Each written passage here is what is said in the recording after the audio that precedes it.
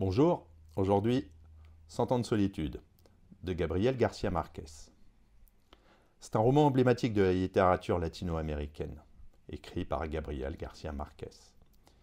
Il a été publié en 1967, et il est l'une des œuvres les plus célèbres du réalisme magique, un genre qui mêle le réel et le fantastique. L'histoire suit la famille Buendia sur plusieurs générations dans les villages fictifs de Macondo, en Colombie. Et il explore des thèmes tels que la solitude, la fatalité, le destin et le cycle incessant de l'histoire. Première génération, José Arcadio Buendia et Ursula Iguarán. L'histoire commence avec José Arcadio Buendia et sa femme Ursula Iguarán, les fondateurs du village de Macondo. José Arcadio est un homme curieux, passionné par les sciences et la philosophie. Il fonde Macondo après un rêve prophétique. Ursula, quant à elle, est la figure maternelle, forte et résiliente de la famille. Ensemble, ils ont 3 enfants. José Arcadio, l'aîné, Aureliano, qui deviendra le colonel Aureliano Buendia, et Amaranta. José Arcadio Buendia est obsédé par la science et les inventions, notamment l'alchimie, au point de négliger sa famille et son village. Il se lie d'amitié avec un gitan nommé Melquiade, qui lui offre des manuscrits mystérieux, écrits dans une langue codée. José Arcadio finit par perdre la raison et doit être attaché à un arbre où il passera le restant de ses jours. Deuxième génération, les enfants Buendia. José Arcadio, donc le fils, fuit Macondo après avoir mis enceinte une jeune femme, mais il revient des années plus tard, transformé en un homme géant et tatoué. Il épouse finalement Rebecca, une orpheline adoptée par la famille Buendia, ce qui provoque la colère d'Ursula. Aureliano, le deuxième fils, devient un personnage clé de l'histoire en tant que colonel Aureliano Buendia.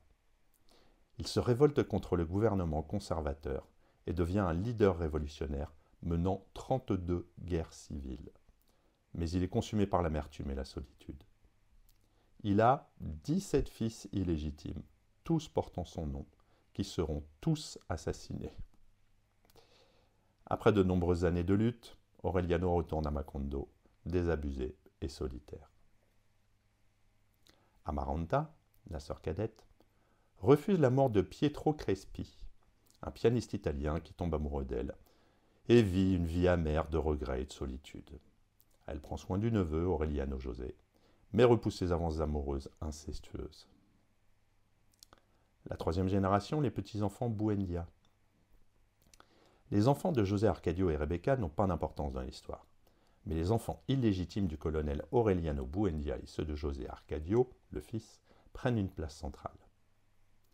Arcadio, fils illégitime de Pilar Ternera, et José Arcadio, devient le tyran de Macondo.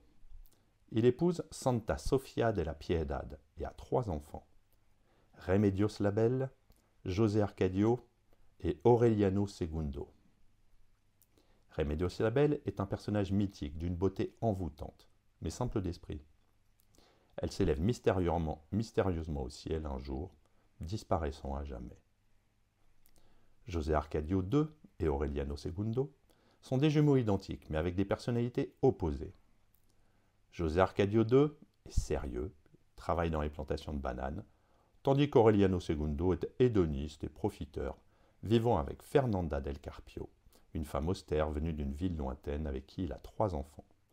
Renata Remedios, qu'on surnomme Mémé, José Arcadio III et Amaranta Ursula. Quatrième génération, la chute des Buendia.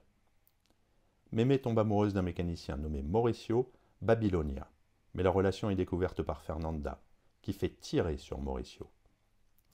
Mémé est envoyée dans un couvent où elle passe le reste de sa vie en silence. Mauricio reste paralysé, lui, pour le restant de ses jours également.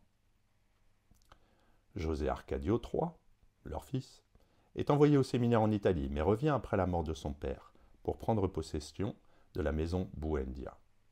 Il est assassiné par des enfants du village, attirés par sa richesse. Amaranta Ursula, la plus jeune des enfants, revient à Macondo et son mari belge, Gaston. Elle essaye de revitaliser Macondo, mais tombe amoureuse de son neveu Aureliano Babilonia, fils de Mémé et Mauricio. Leur relation incestueuse produit un enfant né avec une queue de cochon, marquant l'accomplissement de la prophétie familiale. Amaranta Ursula meurt en couche, et Aureliano Babilonia, désespéré, découvre enfin les manuscrits de Melchiade, qui prédisent l'histoire entière de la famille Buendia. 5e génération, la fin de Macondo. Le livre se termine avec Aureliano Babilonia, lisant les manuscrits et comprenant que toute l'histoire de sa famille est prédestinée. Macondo est détruite par un ouragan surnaturel, emportant avec elle les derniers vestiges des Buendia. On dénombre 5 thèmes principaux. La solitude. Chaque personnage de la famille Buendia, à sa manière, est marqué par la solitude, qu'elle soit physique, émotionnelle ou existentielle. Cette solitude est souvent un résultat de leurs actions, de leurs obsessions et de leurs choix de vie. Le réalisme magique. Le mélange du fantastique et du réel est omniprésent dans le roman. Les événements surnaturels, comme l'ascension de Remedios Label ou les prophéties de Melchiade, sont acceptés comme partie intégrante de la réalité des personnages. Le cycle du temps et de l'histoire. Le roman explore l'idée que l'histoire est cyclique et répétitive. Les générations successives de Buendia répètent les erreurs de leurs ancêtres, incapables d'échapper à leur destin. Le poids de la fatalité. Les Buendia sont condamnés à répéter les mêmes erreurs à travers les générations, prisonniers d'un destin inévitable. Cette fatalité est souvent liée à leurs actions passées, leurs obsessions et leurs relations incestueuses. La décadence. Le déclin de la famille Buendia est parallèle au déclin de Macondo. Ce déclin est symbolisé par la disparition progressive des valeurs, de l'ordre social et de la mémoire collective. En conclusion, c'est une exploration complexe de la nature humaine, du temps et du destin. À travers l'histoire de la famille Buendia, Gabriel García Márquez tisse un récit où le réel et le fantastique se mêlent pour révéler les cycles de la vie, de l'histoire et de la solitude. Le roman reste une œuvre phare de la littérature mondiale, célébrée pour sa richesse narrative, ses personnages mémorables et sa capacité à capturer l'essence de la condition humaine dans un cadre à la fois mythique et réaliste. À bientôt!